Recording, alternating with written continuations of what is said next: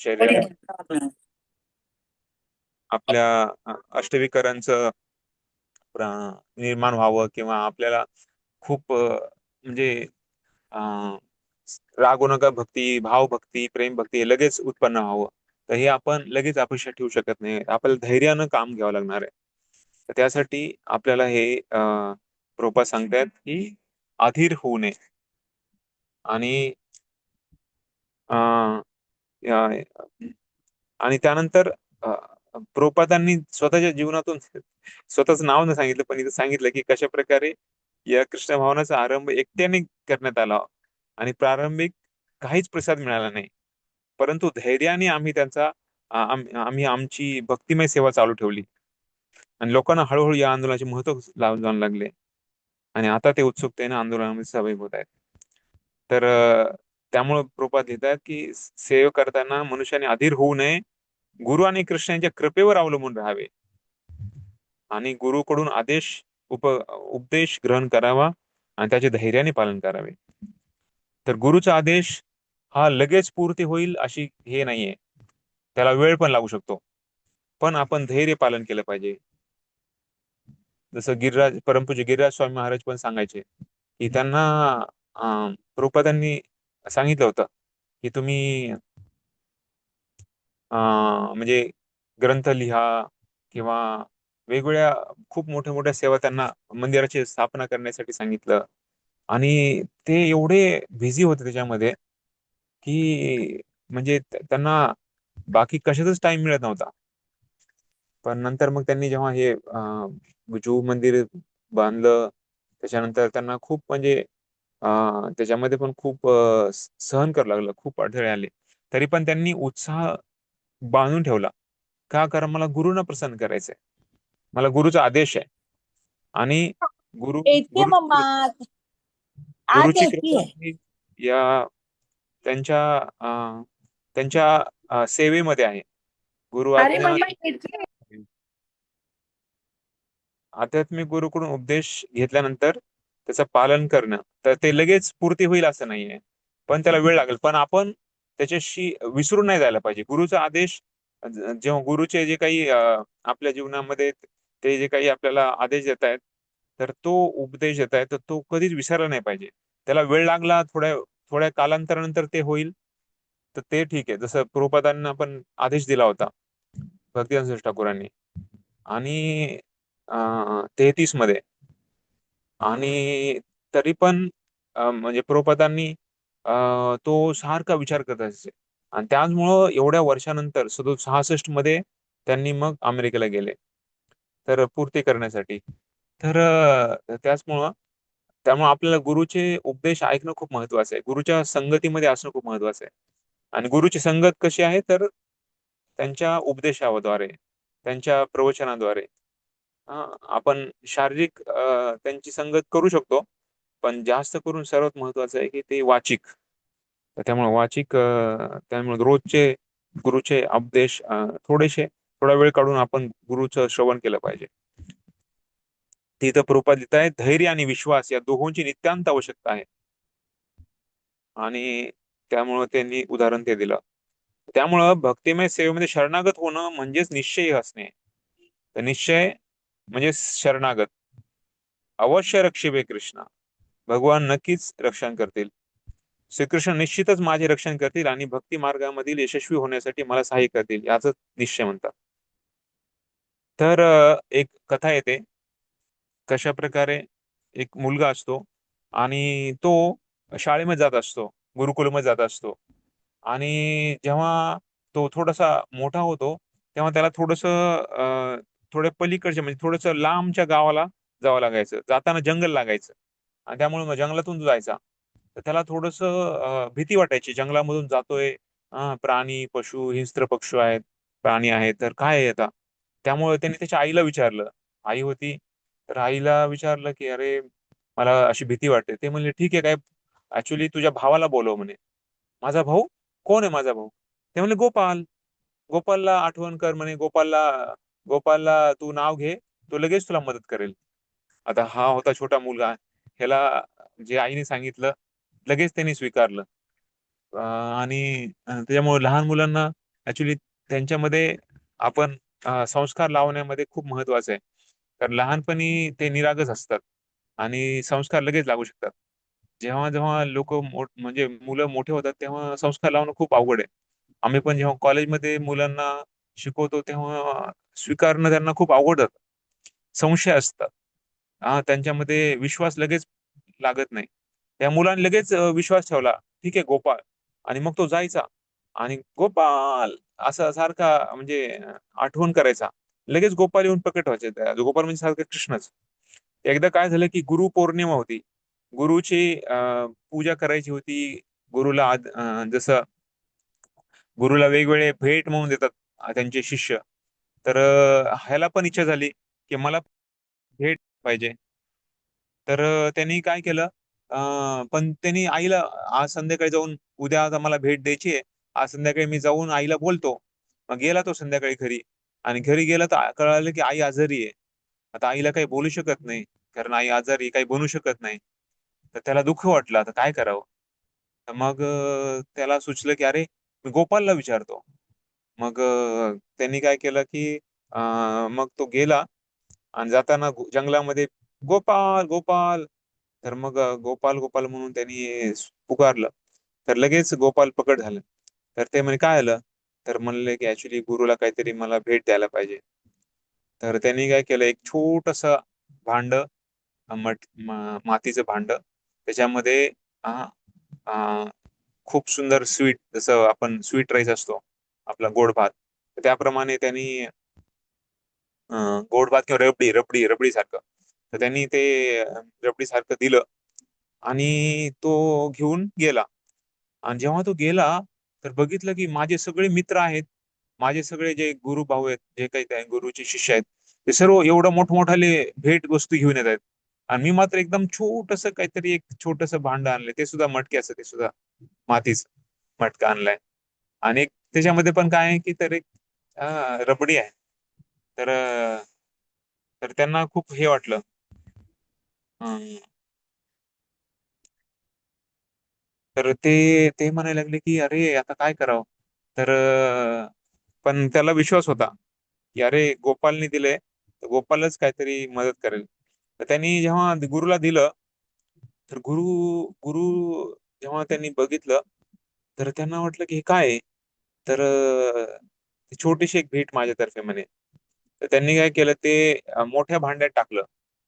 मोठ्या भांड्यात टाकलं तर ते त्या मटक्यातलं जे भात होतं, हे होतं, रबडी होती, जशी आहे तशी राहिली.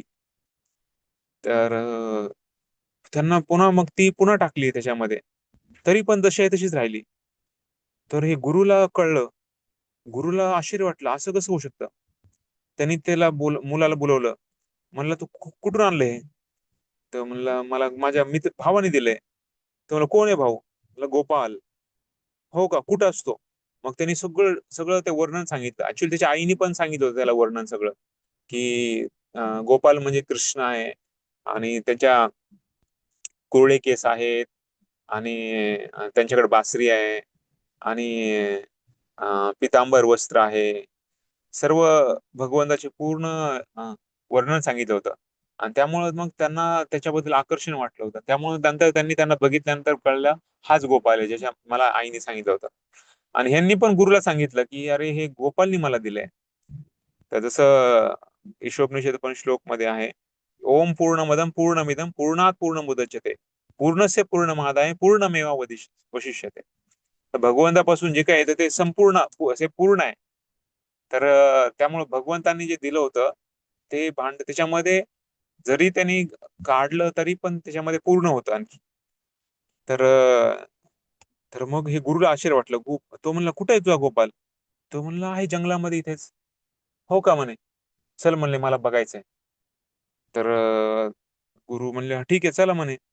तर त्यांना घेऊन गेले. आणि जेव्हा घेऊन गेले तर तेव्हा गोपाल गोपाल असं बोलवायला लागला. तर ऍक्च्युली काय झालं की कारण हे जे गुरु होते, त्या गुरूंचा विश्वास नव्हता भगवंतावर. तर त्यामुळं भगवंतानी त्यांना प्रकट नाही झाले. भगवंतांनी फक्त त्यांच्या मुखातून, म्हणजे त्यांना त्यांना फक्त वचन सांगितले ऍक्च्युली मी प्रकट होऊ शकत नाही. कारण ज्या व्यक्तींचा विश्वास नाहीये त्या व्यक्तींना मी दर्शन नाही देत म्हणे. तर असंशय म्हणजे संशयात्मा विनश्यती. तर अश्रद्धान स पुरुषा. तर भगवद्गीतेमध्ये भगवान सांगतात 9व्या अध्यायामध्ये 3रा श्लोक आहे. त्याच्यामध्ये पण भगवान सांगतात की कशा प्रकारे जे अश्रद्ध वाले लोक आहेत ज्यांना श्रद्धा नाही भगवंतावर, तर ते भगवंताला प्राप्त करू शकत नाही. आणि अं, फक्त धर्मस्यास्य परंतप अप्राप्य माम निवर्तन्ते मृत्यू संसार वर्तमनी. तर तर ज्या लोकांना भगवंतावर विश्वास नाही, भक्तीमध्ये विश्वास नाहीये, ते भगवंताला प्राप्त करू शकत नाही. तर त्या त्या लोकांना पुन्हा जन्म मृत्यू चक्रात या भौतिक जगामध्येच फिरावं लागतं. तर ह्या गुरुला विश्वास नव्हता. जरी त्यांनी गोपाल गोपाल कोण आहे काय सर्व सांगितलं तरी पण विश्वास नव्हता. आणि नंतर मग भगवंतांनी त्यांना सांगितलं, अरे हे गुरुला विश्वास नाही त्यामुळे मी त्याला दर्शन देऊ शकत नाही. आणि नंतर मग पण त्यांना आवाज आवाज आला त्यांना ऐकू. तर जेव्हा त्याला आवाज आला तर तेव्हा त्या मुलाला त्यांनी सांगितलं की अरे तू किती तू भाग्यवान आहेस की तुला भगवंतांनी दर्शन दिलंय. एवढंच नाही, तुला भगवंत आदान प्रदान करतायत. तर तर ही ही कथा खूप प्रसिद्ध. ह्याच्यामध्ये सांगितलंय की गोपाल म्हणजे सरळ एकदम साध्या स्वभावाचा, साधी राहणे उच्च विषयाचे आपण म्हणतो त्याप्रमाणे. तर सरळता ही वैष्णवता आहे. म्हणजे भक्ती ठाकूर सांगतात जे सरळ स्वभावाचे लोक असतात तर ते वैष्णव आहे. जे सरळ स्वभावाचे नाहीये, जे ज्यांना विश्वास नाहीये, तर ते वैष्णव नाही म्हटलात. सरळ करिया मन एभव संसारे.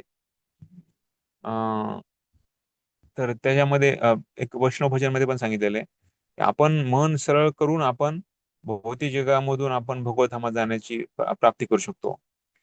तर हे खूप महत्व. त्यामुळं निश्चय म्हणजे केव्हा येईल, कुठल्याही गोष्टीमध्ये जोपर्यंत आपला विश्वास वाढत नाही तोपर्यंत निश्चयाने आपण गोष्ट करू शकत नाही. जसं एखाद्याला माहिती आहे रस्ता कुठं जायचा, आता गुगल मॅप मध्ये सगळ्यांना माहिती आहे. त्या गुगल मॅप लावलाय तर मग आपण बरोबर त्या त्या ठिकाणी जाणार.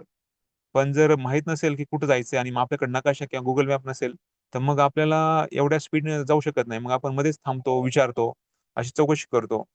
तर कारण विश्वास नाहीये की आपल्याला हा रोड बरोबर आहे का, मी ज्या ठिकाणी मला जायचं त्या ठिकाणी मी पोहोचेल का. जोपर्यंत विश्वास नाही तोपर्यंत ते आपण पूर्ण श्रद्धेने किंवा पूर्ण विश्वासाने त्या जाण्यामध्ये आपण पात्र होऊ शकत नाही. तर त्याचमुळं भक्तीमध्ये निश्चय जर पाहिजे असेल तर आपला विश्वास वाढवणं महत्वाचं आहे. आणि यासाठीच इथे प्रभुपाद सांगतायत की भक्तिमय सेवेमध्ये शरणागत होणे म्हणजे निश्चय होणे आहे. तर भगवंताचं जेवढं आपण शरणागत होऊ तेवढा आपला निश्चय वाढणार आहे. जसं या मुलांनी गोपालला एवढा शरणागत झाला होता आणि त्याला विश्वास होता की मला जरी आईने देऊ शकली नाही काही गुरुला भेट, तर मला नक्कीच भगवान देईल. तर त्यामुळं त्यांनी लगेच त्यांना पुकारलं आणि भगवंतांनी त्यांना मदत केली. तर आपल्या म्हणजे खूप आचार्यांच्या जीवनामध्ये पण आपण बघतो की ते कसे भगवंताशी आदान प्रदान केलेले आणि त्यांनी भगवंतांना प्रसन्न केलेले आहे. माधवेंद्रपुरी, खिरचोर गोपीनाथ, पुन्हा त्याचबरोबर कांचीपुरम मध्ये पण. तर भगवान म्हणजे साक्षात भगवंत कसे वरदराज, तर ते बोलायचे त्यांच्याशी. तर खूप त्यामुळं भक्तीमध्ये आपल्याला मोठं काही करायचं नाहीये. आपल्याला जो आपण जे करतोय त्याच्यामध्ये विश्वास वाढवायचा आहे. आणि भगवंताच्या जसं लोकांना भगवंत साक्षात व्यक्ती आहेत आणि ते एक आदान प्रदान करण्यामध्ये ते म्हणजे निपुण आहेत. तर हा विश्वास त्यांना महत्वाचा आहे. आणि जेव्हा हा विश्वास येईल तेव्हा मग आपण ऍक्च्युली जे विग्रह आहे ते विग्रहांना आपण त्या दृष्टिकोनाने बघू शकतो. तर हे विग्रह साक्षात भगवंत आहेत, हा विश्वास येणं महत्वाचं आहे. चैतन्य चरितामृत मध्ये पण एक कथा येते दोन ब्राह्मणांची. दोन ब्राह्मणांची कथा आहे त्याच्यामध्ये साक्षात भगवन. तर म्हणजे जेव्हा एक ब्राह्मण म्हणतो की मी तुमच्या जो मोठा ब्राह्मण असतो, वयोवृद्ध असतो, तर तो खूप खुश होतोय एका दुसऱ्या ब्राह्मणाने त्याला खूप सेवा केली. तर तो तरुण ब्राह्मण असतो, त्यांनी खूप सेवा केली. तर तो वयोवृद्ध ब्राह्मण म्हणतो की ऍक्च्युली मी तुम्हाला मी खूप खुश झालो तुमच्या सेवेने, तर मी तुम्हाला काहीतरी देण्याची इच्छा आहे. तो म्हणला ठीक आहे, काय देणार? तर तो म्हणतो की माझ्या मुलीला हा म्हणजे तुमच्याशी लग्न करून देणार म्हणे. तर हा ब्राह्मण मला बघा म्हणे नक्की का? हा. तर नाही नाही, मी खूपच प्रसन्न आहे म्हणे, मी तुम्हाला नक्कीच माझ्या मुलीचा हात देणार म्हणे. तर असं बोलून तो गेला आणि तेव्हा साक्षात भगवान तिथं होते. आणि ते म्हणे की साक्षी कोण आहे? तर साक्षी गोपाल आहे. साक्षी गोपाल नाव त्याच्यामुळे त्यांना पडलं गोपाल. गोपालचं नाव साक्षी गोपाल झालं, कारण त्यांनी साक्षी दिली. तर जेव्हा ते ब्राह्मण त्यांच्या घरी गेला आणि मग सगळं व्यवस्थित पुन्हा एकदा सुरळीत त्याचं जीवन चालू झालं. आणि मग तो विसरून गेला की अरे ह्यानी एक म्हणजे आता एक तरुण ब्राह्मणाला त्यांनी काही वचन दिलंय. तर मग तो जो तरुण ब्राह्मण आला त्याच्या घरी, आणि जेव्हा तो आला तर तेव्हा तो म्हणायला लागला की अरे ते कुठे गेले तुझे वडील? त्यांनी मला एक हे दिलेलं आहे. तर लगेच त्यांनी त्याचा मुलगा जाऊन त्याला वडिलांना सांगितलं की अरे तो आलाय म्हणून, आणि ते ब्राह्मण आलाय. आणि मग त्यांनी आठवण केलं, अरे बापरे, त्यांनी तर मी तर त्याला सांगितलं होतं की माझ्या मुलीला तुला देईन म्हणून.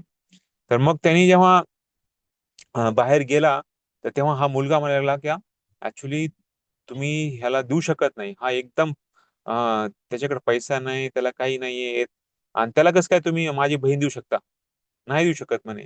तर मग त्या मुलांमध्ये आणि त्याच्या वडिलांमध्ये थोडासा वाद झाला. आणि मग तो म्हणला काय? तो म्हणला सांगून द्या म्हणे त्याला, मी काही तुला वचनच दिलं नाहीये, आणि तू असं कसं बोलू शकतोस? मला कुणीच माहित नाही मला की अरे कोण कोण आहे साक्षी? काहीच नाही साक्षी तुझ्याकडे, मी असं बोललो म्हणून असं तुम्ही सांगा म्हणे त्यांना. मुलाने सांगितलं. मग वडिलांनी पण आता खोटं बोलायला चालू केलं. त्यांनी पण सांगितलं की अरे मी काही तुला वचन नाही दिलेलं. तो म्हणला खरंच का? मी गोपालला घेऊन येईल म्हणलं. गोपालला घेऊन ये, जा म्हणे, घेऊन ये म्हणले. गोपाल थोडी येणार आहे. गोपाल थोडी त्याला चालता येतं, बोलता येतं. तो थोडी गोपाल आहे, असं त्याला वाटलं. आणि मग तो गेला. ब्राह्मणाला विश्वास होता की भगवान आहे, भगवान नक्कीच मदत करणार. तर ते गेला आणि बोलायला लागला. गोपाल विनंती करायला लागला की असं झालं होती घटना आणि तुम्ही साक्षी आहेत, तुम्ही बोला, काहीतरी करा. तर ते म्हणले हो हो झालेलं आहे म्हणे, आणि तुम्हाला तो हात देणार होता तुमच्या मुलीला. तर ऍक्च्युली खूप मोठी गोष्ट आहे, मी थोडक्यात सांगतोय. आणि खूप श्लोकासहित एकदम हे आहे, म्हणजे खूप हृदयाला स्पर्श करणारी गोष्ट आहे. तर त्याच्यामध्ये ते सांगतात की तुम्ही साक्षी देणार का मला? ते म्हणले मी कसं काय देऊ साक्षी, मी तर इथंच आहे, तुम्हाला तिकडे मी कसं येऊ शकतो? ते म्हणले तुम्ही बोलताय, मग तुम्ही चालू पण शकता, जो बोलतोय तो चालू पण शकतो म्हणे. तर मग गोपाल म्हणे ठीक आहे, मी एका अटीवर, मागे वळून नाही बघायचं म्हणे. तू जर मागे वळून बघितलं तर मी तिथे पुढे जाणार नाही म्हणे. तर मग अं,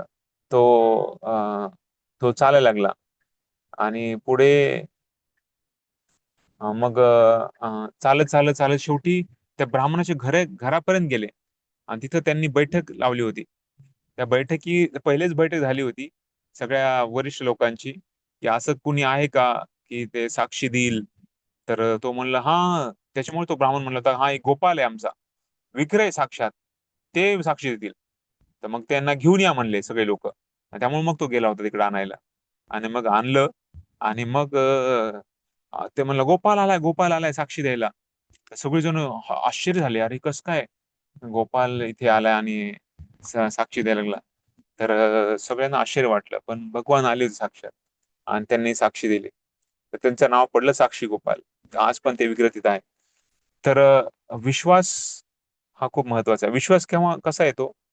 तर विश्वास आपण जेव्हा विश्वासू भक्त आहेत त्यांच्या संगतीमध्ये येतो. त्यामुळं भक्ती ही संगतीवर महत्वाची आहे. जेवढं आपण भक्तांसंग करू, शुद्ध भक्तांसंग करू. मग प्रभुपादांचे पुस्तक ग्रंथ आहेत, आचार्यांचे ग्रंथ आहेत, त्यांचे प्रवचन आहेत, आणि जे वैष्णव आपल्या सध्या आहेत त्यांच्या संगतीमध्ये. तर हे खूप महत्वाचं, जेवढं शक्य आहे आपल्याला तेवढं आपण शारीरिक दृष्ट्या आपण संग करणं महत्वाचं आहे. जसं जसं आठवड्यातून एकदा तरी आपण मंदिरात येऊन संग केलं पाहिजे, क्लास प्रवचन ऐकले पाहिजे. आणि बाकी दिवशी मग आपण गुरूंच्या प्रवचनाद्वारे, प्रभुपादांच्या ग्रंथाद्वारे आपण त्यांचा संग केला पाहिजे. तर त्यामुळं त्या संगतीमध्ये आपला विश्वास वाढतो. आपल्याला एवढे सगळे महान आचार्य झालेले आहेत, त्यांचं जीवन त्यांनी कसं विश्वास ठेवला होता, आणि जीवनामध्ये शरीराने एवढे कष्ट दिले, एवढे दुःख दिले, तरी पण त्यांनी भगवंताचा विश्वास कमी नाही केला. आणि उदाहरण आहे द्रौपदीचं. कशा प्रकारे द्रौपदीने पण भगवंताचं नाव पुकारलं, आणि जेव्हा नाव पुकारलं तेव्हा साक्षात भगवंत ते अवतरित झाले. पहिल्यांदा तिने पूर्ण विश्वास नव्हता, पण जेव्हा तिला कळालं की आता माझी शक्ती काहीच कामाची नाहीये, पांडव पांडव पण मला काही, 5 पांडव पतिदेव पण काही मदत करू शकणार नाही, भीष्म द्रोणाचार्य असे महान वरिष्ठ आचार्य पण काही मला मदत करू शकत नाही, तर मग तिने भगवंताचा धावा घेतला, आणि तेव्हा मग साक्षात भगवंत आले. तर ह्याच्या पहिले पण तिने भगवंताचं नाव घेतले होते, पण तिने एवढ्या विश्वासानं, एवढ्या आतुरतेने, आणि एवढ्या तीव्रतेनं भगवंताचं नाव घेतलं, तर भगवान साक्षात आले.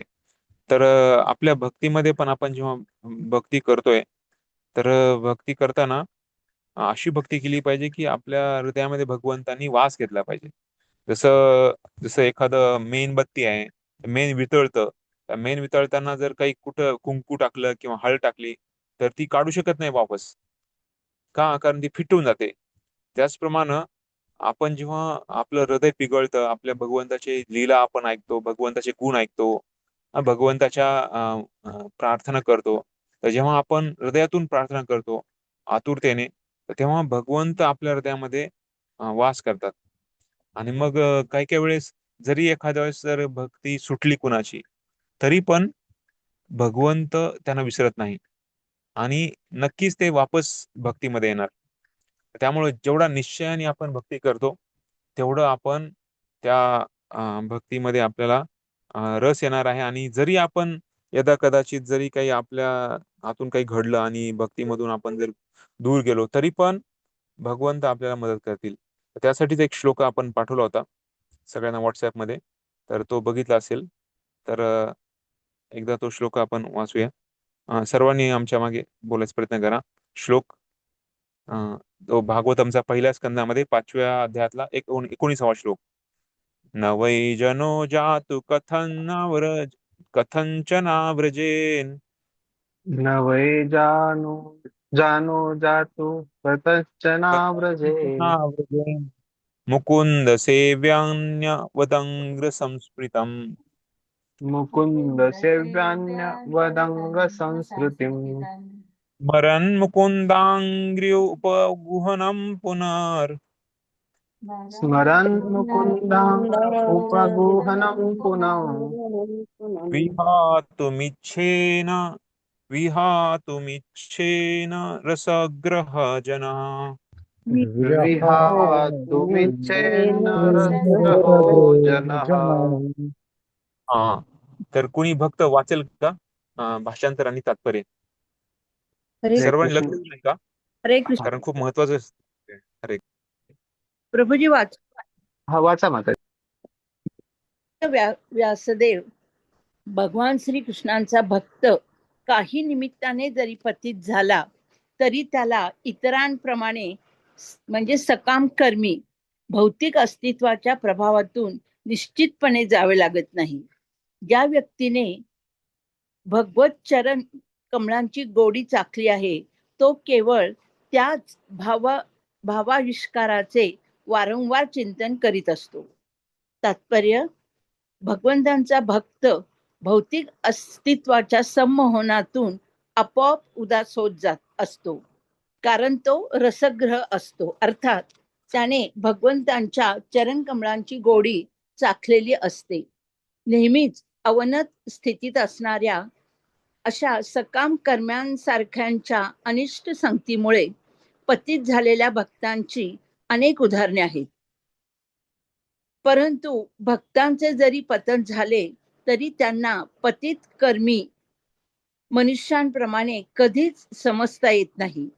कर्मी मनुष्य आपल्या स्वतःच्या कर्मफळांचा परिणाम भोगीत असतो, तर भक्त स्वतः भगवंतांच्या निर्देशानुसार प्राप्त झालेल्या दंडाने सुधारत असतो. एका अनाथ मुलाची दुःखे आणि राजाच्या लाडक्या मुलाची दुःखे सारखीच असत नाहीत. अनाथ मुलाची काळजी घेणारे कोणीही नसते, म्हणून ते खरोखरच दरिद्री असते. तर श्रीमंतांचा लाडका पुत्र जरी एखाद्या अनाथ बालकाप्रमाणेच बालक आहे, तरी तो नेहमीच समर्थ पित्याच्या आश्रयाखाली असतो. कधी कधी कनिष्ठ स्तरावरील भक्त चुकीच्या संगतीमुळे सकाम कर्म्यांसारखे अनुकरण करतो.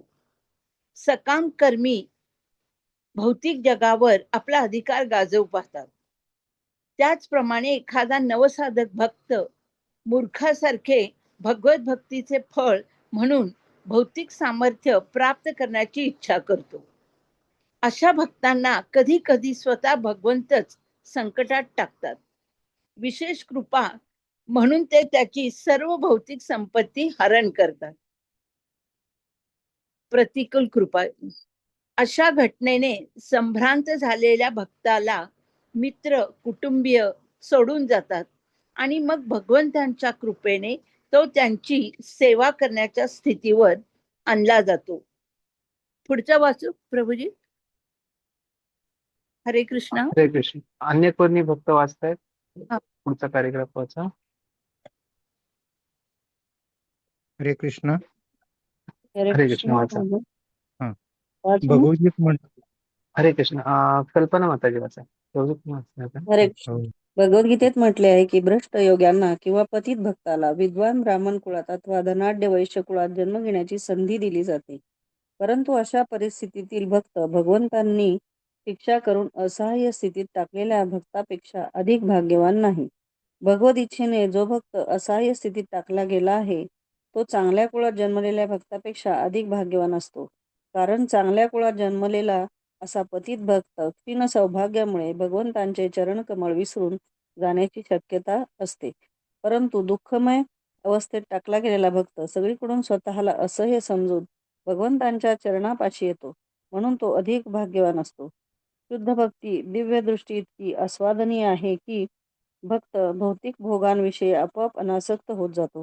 हे प्रगतिशील भक्तीतील पूर्णत्वाचे चिन्ह आहे. शुद्ध भक्त भगवान श्रीकृष्णांच्या चरणकमळांचे अखंड स्मरण करीत असतो आणि त्याला त्यांचा क्षणभरही विसर पडत नाही. त्याला त्यापुढे त्रैलोकीचे वैभव देखील तुच्छ वाटते. हरे कृष्ण. हा, हरे कृष्ण. धन्यवाद. तर यामध्ये प्रभुपदांनी खूप सुंदर तात्पर्य लिहिलेलं आहे. खास करून हा जो श्लोक आहे, तर व्यासदेवांना सांगतायत नारद मुनी की भगवंताचा भक्त जरी काही झालं आणि पतित झाला तरी पण बाकी जे कर्मी लोक आहेत, सकाम कर्मी लोक आहेत, तर त्यांच्यासारखं त्याची गती नाहीये. कारण जो भगवंताच्या चरण कमलाची गोडी चाखली आहे तो केवळ त्याच भाविष्काराच्या वारंवार चिंतन करीत असतो. तर असे काही भक्त होते जे प्रभुपादांचे शिष्य होते, पण ते म्हणजे भक्तीमध्ये कंटिन्यू करू शकले नाही आणि त्यांनी भक्ती सोडली. आणि जेव्हा ते निघून गेले तेव्हा बऱ्याच वेळेस व्हायचं की ते जेव्हा जायचे, जिथं जायचे तिथं ते भक्ताला बघायचे. जसं कारण तिथे त्यावेळेस एवढं ग्रंथ वितरण वाढलेलं होतं आणि एवढं हरिनाम संकीर्तन वाढलं होतं की भक्त नेहमी 8-10 तास हरिनाम संकीर्तन आणि ग्रंथ वितरण करायचे. तर ते जे भक्त सोडून गेले होते भक्तीला, ते म्हणायचे, अरे मी जे नॉर्मल शर्ट पॅन्ट मध्ये ते असायचे आणि जेव्हा त्यांनी बघायचे तेव्हा ते भक्त दिसतात आणि ते म्हणतात ग्रंथ घेणार का आणि ऐकतायत आणि कीर्तन ऐकतायत आणि शेजारी बसलेला भक्तच आहे. तर त्यांना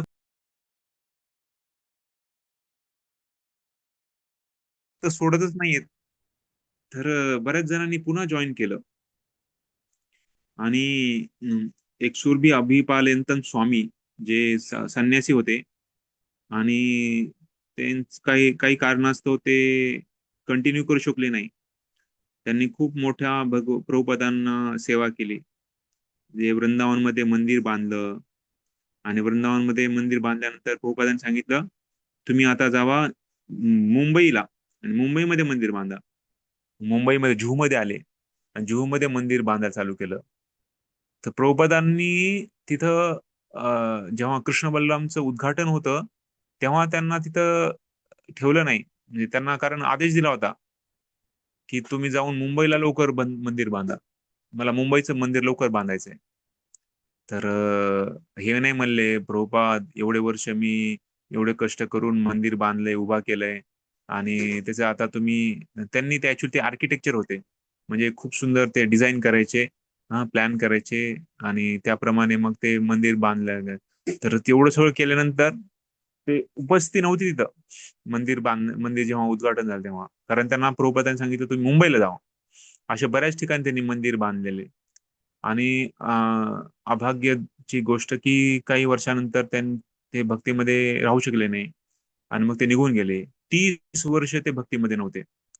आणि 30 वर्षानंतर जेव्हा एकदा एकदा त्यांचे जे बिझनेस त्यांचे मित्र आहेत त्यांचे म्हणजे त्यांच्या ग्रुपमधले बिझनेस पार्टनर, तर त्यामध्ये एका जणांना वाटलं की ऍक्च्युली ह्यांना एक काहीतरी आपण आता, कारण ह्यांचं खूप वय म्हणजे शरीर खूप म्हातार झालं होतं आणि आता हे खूप म्हणजे एकदम त्यांना खूप भयानक आजार पण झाला होता आणि वाटत होतं की आता जास्त दिवस ते टिकू शकणार नाही. तर त्या बिझनेस पार्टनर जे काही भक्त नव्हते तर ते म्हणले की आपण ह्यांना काहीतरी भेट दिली पाहिजे. तर काय भेट द्यावी? तर त्यांनी म्हणले की मी ऐकलंय भारतामध्ये एक वृंदावन नावाची जागा आहे. त्या वृंदावनमध्ये आध्यात्मिक दृष्ट्या खूप प्रगती असते असं आम्ही ऐकलंय. चला म्हणले आपण त्यांना तिथे घेऊन जाऊ. मग त्या सगळ्या पार्टनरनी त्यांना वृंदावनमध्ये घेऊन आले आणि वृंदावनमध्ये आज आले आणि उद्या त्यांनी शरीर सोडलं. तर म्हणजे तर भगवंत जरी आपण विसरलो तरी भगवंत विसरत नाही. तर भगवंत एवढे दयाळू आहेत. मागच्या वेळेस पण आपण चर्चा केली कशा प्रकारे छोटी जरी कुणी सेवा केली असेल तर भगवंत विसरत नाही आणि भगवंत पूर्ण अनंत काळासाठी विसरत नाही. किती आपण मोठं म्हणजे मिळवतोय, कमवतोय. भौतिक जगामध्ये किती कमवलं धन, किती नाव कमवलं, सगळं इथं सोडून जाणार आहे. पण आध्यात्मिक धन जे आहे, खास करून भक्ती आहे, ती भक्ती सगळ्यात मोठं धन आहे. कारण हे या जगाचं नाहीये. हे भगवत धामात जाऊपर्यंत आपल्याली सगळी ही आपण कमवतोय. त्यामुळं आपली सेवा आपण अशी केली पाहिजे, अहेतुकी अप्रतिहता. त्याच्यामध्ये काही हेतू नाही आणि ही सेवा थांबणारी नाही असली पाहिजे. तर त्यामुळं अहेतुकी अप्रतिता सेवाच आपल्याला भगवंताला प्रसन्न करणारी आहे. नाहीतर मग आपण काही मोठी गोष्ट करत नाहीये जी भगवंताला प्रसन्न होईल. हजारो लक्ष्मी भगवंताची सेवा करत आहेत. त्यामुळे त्यांच्या समोर आपण काहीच नाहीये लक्ष्मी समोर. किंवा हनुमानासारखे महान शुद्ध भक्त आहेत, त्यांच्या समोर आपण आपली काय भक्ती आहे? पण भगवंत आपल्यासारख्या भक्तांना पण जे भक्त होण्याचा प्रयत्न करतायत त्यांना पण भगवंत सगळं काही देण्यामध्ये देऊ शकतात. का? कारण आपण इच्छा ठेवली की आपण गुरुना प्रसन्न करायचंय, वैष्णवांना प्रसन्न करायचंय आणि अहेतुकी अप्रतिहता सेवा करायची आहे. तर या भावनेतूनच भगवंताची आपण प्रसन्नता प्राप्त करू शकतो. तर त्यासाठी अहेतुकी अप्रतिहता केव्हा होईल? जेव्हा आपण उत्साह निश्चय धैर्यात होईल. उत्साह निश्चय धैर्यात जेव्हा होईल तेव्हा आपण ही भक्ती अहेतुकी अप्रतिहता होईल. तर हे भावना सर्वात महत्वाची आहे. आपण कुठल्या भावनेनं आपण सेवा करत आहे तर त्या भावनेद्वारे आपल्याला फळ मिळणार आहे. तर त्याच्यामुळं आपण शुद्ध भावना होण्यासाठी आपल्याला आपली रोजची साधना मदत करणार आहे. तर या तात्पर्यामध्ये प्रभुपाद सांगतायत की भगवंताचा भक्त भौतिक अस्तित्वाच्या संमोहनातून आपोआप उदास होत असतो, कारण तो रसग्रह असतो. त्याने चरण कमलाची गोडी साकलेली आहे. नेहमीच अवनत स्थितीत असणाऱ्या अशा सकाम कर्मासारख्या अनिष्ट संगतीमुळे पतित असलेल्या भक्तांची अनेक उदाहरणं आहेत. परंतु भक्तांचे जरी पतन झाले तरी त्यांना पतित करणे. तर त्यामुळं आपल्याला माहित नाही की आपण काय कर्म केलेले, किंवा आपण आपले सर्व आपण या जन्मा किंवा मागच्या जन्मीचे आपण जे काही हे आहेत, तर ते सर्व प्रतिबिंब जे काही आहे ते सर्व आहे. आणि ते शुद्ध कारण जोपर्यंत आपण भक्ती तीव्रतेने करत नाही तोपर्यंत ते शुद्ध लगेच होऊ शकत नाही, त्याला वेळ लागणार. त्यामुळं कधी कधी जर झालं तर चुकीच्या संगतीमुळे जर एखाद्या वेळेस एखाद्याची जर भक्तीपासून चूक झाली तरी पण भगवंत आपल्या भक्तांना नेहमी मदत करतात. तर हा विश्वास आपल्याला वाढवायचा आहे.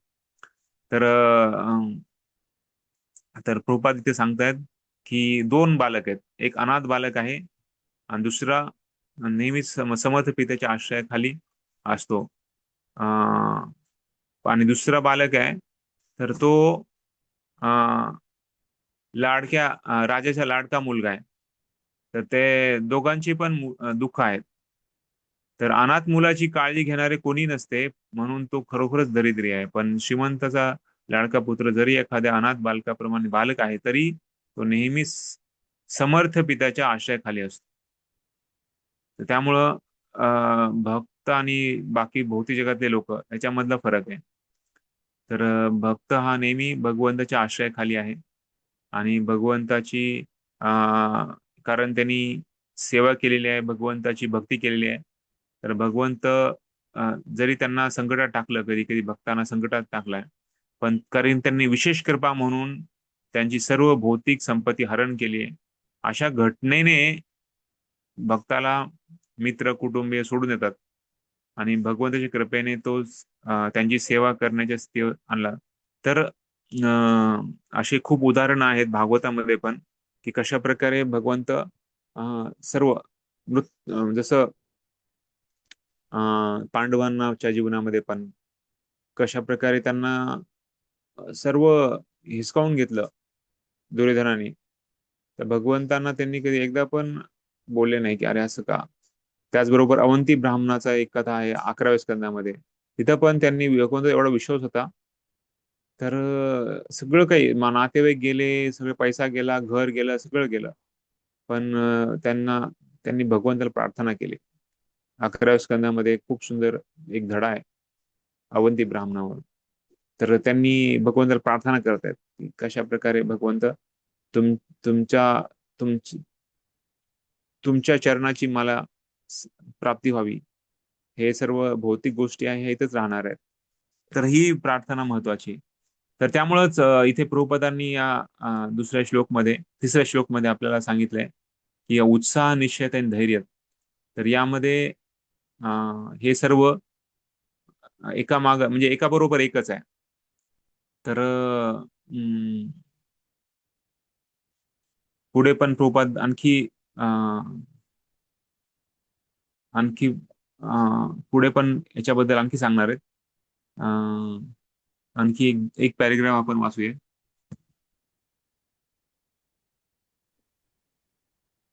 येस प्रोजी. हरे आपल्या कृष्ण. पुस्तकात पुढचा गप्प वाचा. 36 पान नंबर 36 36 पेज शेवट. नंबर वाचा. पूर्वी वर्णिल्याप्रमाणे तिथून वाचा. कोण वाचतंय? हरे कृष्ण. वाचा माताजी. वाचून. पूर्वी वर्णिल्याप्रमाणे मनुष्याने आळशी असू नये. त्याने नियामक तत्वांच्या पालनाविषयी अत्यंत उत्साही असले पाहिजे. तत्तत् कर्म प्रवर्तन. मनुष्याने भक्तिमय सेवेतील नियमांकडे दुर्लक्ष केल्यास त्याची भक्तिमय सेवाच नष्ट होऊ शकते. या कृष्णभावनामृत आंदोलनात 4 मूळ निषेध आहेत. अवैध मैथून, मांसाहार, जुगार आणि मादक द्रव्य सेवन. भक्ताने या नियमांचे पालन करण्याविषयी अत्यंत उत्साही असले पाहिजे. यापैकी कोणत्याही नियम पालनाविषयी तो शिथिल झाला तर त्याची प्रगती खचितच खंडित होते. म्हणून श्रील रूप गोस्वामी म्हणतात की तत्तत् कर्म प्रवर्तनात्. मनुष्याने वैदिक भक्तीच्या सर्व नियमांचे काटेकोरपणे पालन केले पाहिजे. या 4 निषेधांव्यतिरिक्त यम सकारात्मक नियम आहेत. उदाहरणार्थ जपमाळेवर प्रतिदिन 16 माळा जप करणे. या नियामक तत्वांचे पालन उत्साहाने व श्रद्धेने केले पाहिजे. यालाच तत्तत् कर्म प्रवर्तनात् अर्थात भक्तिमय सेवेमधील विविध सेवा असे म्हटले जाते. हरे कृष्ण. हा, आणखी पुढे वाचा. वाचू का पुढे अजून? या व्यतिरिक्त भक्तिमय सेवेमध्ये सफल होण्यासाठी मनुष्याने अनावश्यक संगतीचा त्याग केला पाहिजे. यामध्ये कर्मी, ज्ञानी, योगी आणि इतर अभक्तांचा समावेश होतो. श्री चैतन्य महाप्रभूंच्या एका गृहस्थ भक्ताने त्यांना जेव्हा वैष्णव धर्मांच्या तत्वांविषयी तसेच वैष्णव शिष्टाचारासंबंधी विचारले तेव्हा ते तत्काळ उत्तरले की असंगतस्य त्याग एई वैष्णव आचार. भौतिकवादी लोकांच्या किंवा अभक्तांच्या संगतीचा त्याग करणे हेच वैष्णवाचे वैशिष्ट्य लक्षण आहे. म्हणून श्रील नरोत्तम दास ठाकूर सांगतात की तांबेर चरण सेवी भक्त सने वासे. मनुष्याने शुद्ध भक्तांच्या संगतीत राहिले पाहिजे आणि पूर्व आचार्यांनी तथा षड्गोस्वामींनी श्रील रूप गोस्वामी, श्री सनातन गोस्वामी, श्री जीव गोस्वामी, श्री रघुनाथदास गोस्वामी, श्री गोपाल भट्ट गोस्वामी तथा रघुनाथ भट्ट गोस्वामी यांनी घालून दिलेल्या नियामक तत्वांचे पालन केले पाहिजे. जर मनुष्य भक्तांच्या संगतीत राहत असेल तर अभक्तांच्या संगतीची फारच कमी शक्यता राहील. भक्तांच्या संघामध्ये राहून आध्यात्मिक जीवनाच्या नियामक तत्वांचे पालन करण्यासाठी सर्व लोकांना निमंत्रित करता यावे म्हणून आंतरराष्ट्रीय कृष्ण भावनामृत संघ जगभरामध्ये अनेक केंद्रे स्थापन करीत आहे. पुढे वाचू. हरे कृष्ण. हा, आणखी दुसरे एक भक्त वाचतील, एक आणखी पॅरेग्राफ. धन्यवाद. पुढचा पॅरेग्राफ वाचा. हा, वाचा. भक्तिमय सेवा म्हणजे दिव्य कर्म होय. दिव्य स्तरावर प्राकृतिक गुणांचे प्रदूषण नसते. यालाच विशुद्ध तत्व अर्थात रज आणि तम या गुणांपासून मुक्त असणारा सत्वगुण असे म्हटले जाते. या कृष्ण भावनामृत आंदोलनामध्ये प्रत्येकाने पहाटे 4 वाजता उठून मंगल आरतीत सहभागी व्हावे. नंतर श्रीमद भागवताचे अध्ययन करावे, कीर्तन करावे असे आम्ही आवश्यक समजतो. अशा रीतीने आम्ही दिवसातील 24 तास निरंतर भक्तिपूर्ण सेवा करीत असतो. यालाच सत्ववृत्ती किंवा ज्यांनी निपुणतेने प्रत्येक क्षण कृष्ण भावनाभावित कार्यामध्ये व्यतीत केला त्या पूर्व आचार्यांच्या पदचिन्हाचे अनुसरण करणे असे म्हणतात. पुढे वाचायचं का? हा, येस माते वाचा आणखी. श्रील रूप गोस्वामींनी सांगितलेल्या उत्साही असणे, निश्चयी असणे, धैर्य, असत्संग त्याग, नियामक तत्वांचे पालन आणि भक्तांच्या संगतीत राहणे या उपदेशांचे पालन जर मनुष्याने काटेकोरपणे केले तर त्याची निश्चितच भक्तिमय सेवेमध्ये प्रगती होते. या संदर्भात श्रील भक्ती सिद्धांत सरस्वती ठाकूर सांगतात की दार्शनिक कल्पनांद्वारे ज्ञानाचे अनुशीलन करणे, सकाम कर्माद्वारे भौतिक संपत्तीचा संचय करणे आणि योग सिद्धीची वा भौतिक पूर्णत्वाची कामना करणे या सर्व गोष्टी भक्तिमय सेवेच्या सिद्धांताच्या विरुद्ध आहेत. मनुष्याने अशा अशाश्वत क्रियांविषयी पूर्णपणे उदासीन झाले पाहिजे आणि त्याऐवजी आपले लक्ष भक्तिमय सेवेच्या नियामक तत्वावर केंद्रित केले पाहिजे. हा, बस भगवद्गीतेनुसार बाकी उद्या आपण बघूया. तर ह्याच्यामध्ये प्रभुपाद सांगतो. धन्यवाद. तर ह्याच्यामध्ये कुठले कुठले तत्व सांगितले आपल्या श्लोकामधले?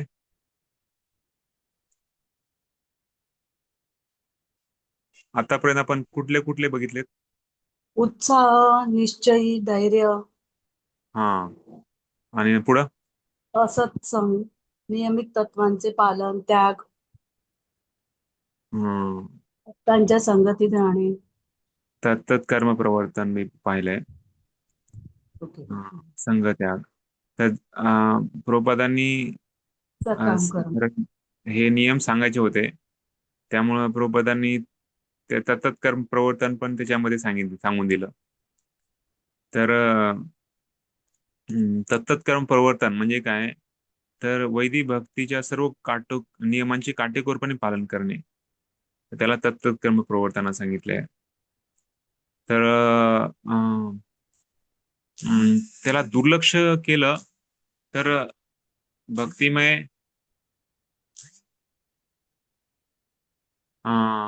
त्याला दुर्लक्ष केलं तर भक्तिमय सेवाच नष्ट होऊ शकते. त्यामुळं हे नियम पालन करणं खूप महत्वाचं आहे. तर त्यासाठी जे 4 नियम प्रभुपादांनी दिलेले आहेत, त्याच्या शास्त्रामध्ये सांगितलेले आहे. हे 4 नियम कलियुग जेव्हा चालू झालं तेव्हा परीक्षित महाराजांनी ह्याला सांगितलेलं आणि त्यामुळे हे 4 नियम प्रभुपादांनी दीक्षेमध्ये घालून दिले. आणि याचं जर काटेकोरपणे पालन केलं ऍटलिस्ट आपण मनुष्य जीवनामध्ये मनुष्य म्हणून म्हणू शकू. जर हे पण पालन नाही केलं तर एक साधा मनुष्य पण नाही राहणार, तर प्राण्यासारखं जीवन जगणं होईल. त्यामुळं हे नियम पालन करणं आणि नंतर मग भक्ती, ह्याच्या पुढे मग भक्ती आहे. भक्तीमध्ये मग जे पथ्य पथ्य जसं 2 आहेत, यम आणि नियम.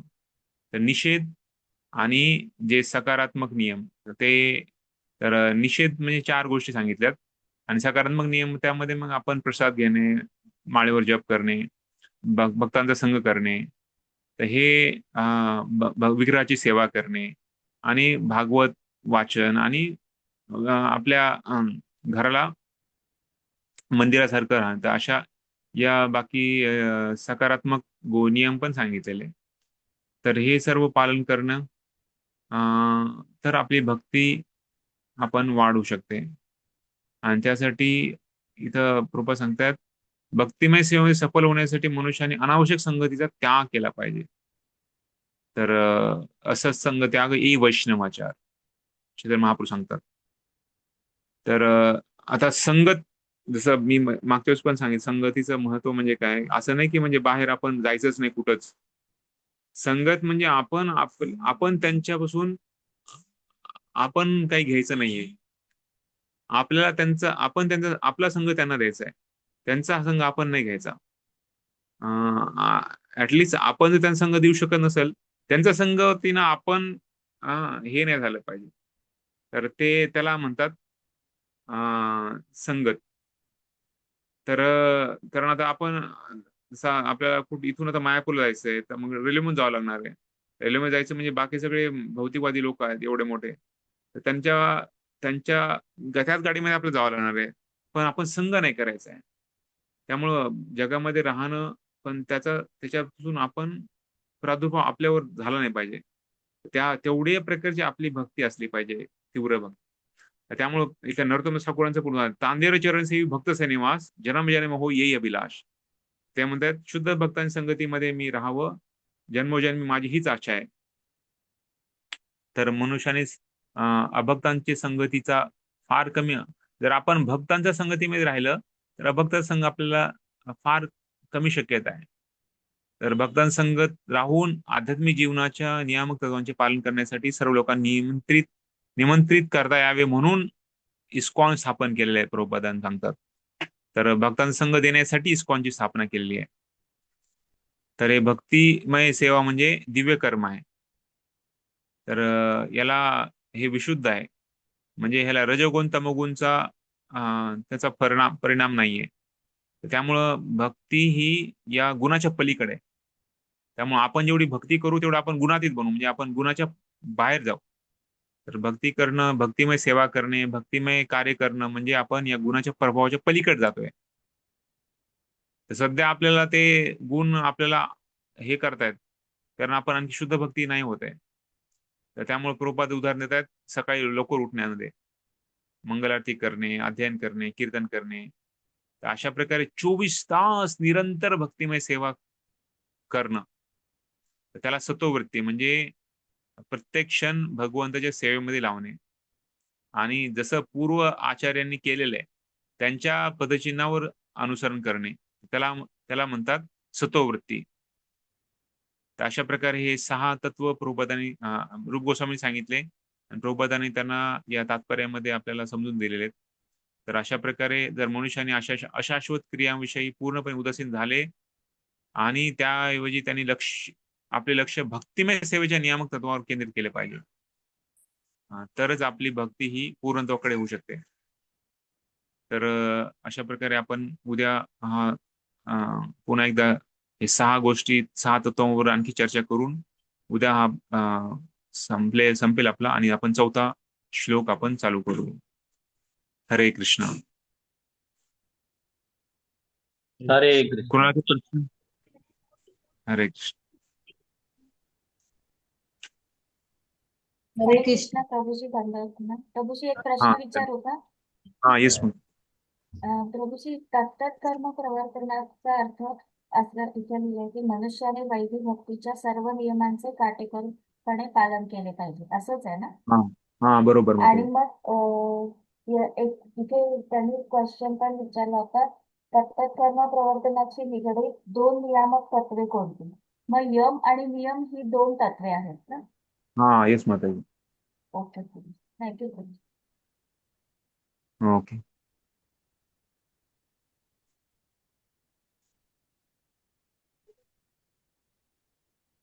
ठीक आहे. आणखी काही?